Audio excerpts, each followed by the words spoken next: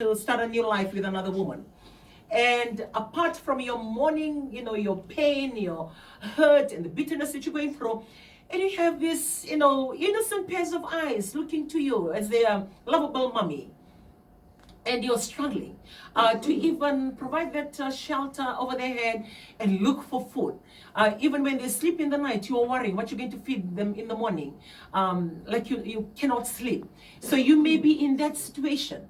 And if you are, stand back and relook at your situation. Look at your children, check what's your current status, where you are at, what are your other options, and look for job, how you can do that, and start writing it down. And whatever that you receive, use it wisely. Whatever that you have, use it wisely. And, my daughter has shared a bit when I called her in to share on one of the Sundays. And I never even know that because she knows because of the decision that she made and the choices that she made in life. When she faced things like that, she doesn't tell me because she knows she brought it upon herself. But when she was sharing, then it sort of like dawned on me. She even remembered the number of potatoes left, the number of onions left, and the tin tuna, and the packet noodles. She remembered the item and the unit, how many it is. And that is how she's actually looking at this and saying to herself, this will not feed my two daughters and I. This will not go for a very long time. And you may be like my daughter.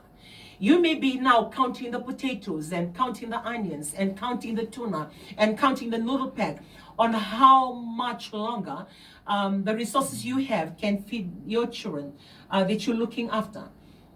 And you may be in that situation. Well, don't give up. You rise above and say to yourself, you can do this.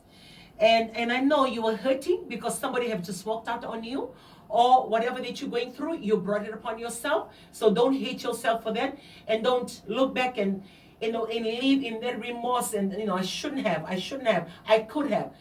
There is no time for that. You need to face reality. Stand up, write it down, and say to yourself, I need to, not for only for me, but for the survival of my family and to benefit my children who trust me, who love me. And you love, the only thing that you can survive with is your love. As long as you love your children and your children love you, mom, single mom that you're listening to me today, that's enough to take you. That's enough to get you started. Just develop that love. Because when you love each other, whatever little you have, you will enjoy. Whatever comes your way, you will say to yourself, this is good. We are good. And don't look at the things you don't have, and don't complain of the things that you will never have. You concentrate on what is there, what you have. It can be little finances, it can be no finances at all. Look at the little things that is out there. If you have a little bit of flour, you do that.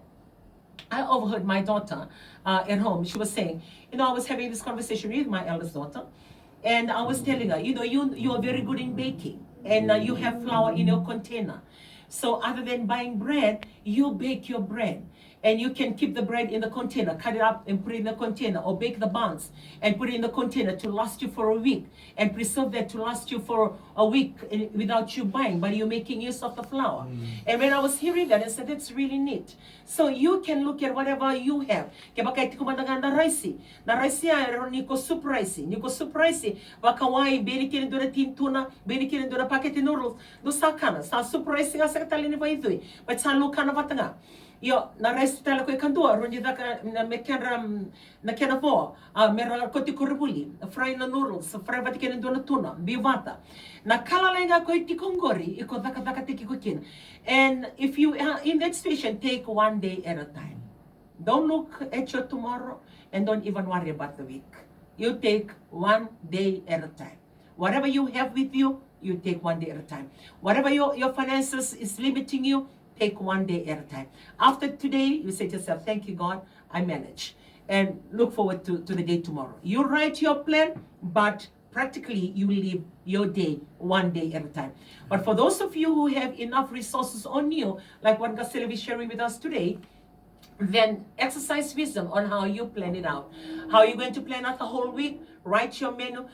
Don't be at the spur of the moment. Okay, we can eat that. Oh, we can eat that. Like you plan. Plan your menu for your family for the week. Plan their menu for their lunch to take to school. You plan, because when you plan, you know exactly the ingredients and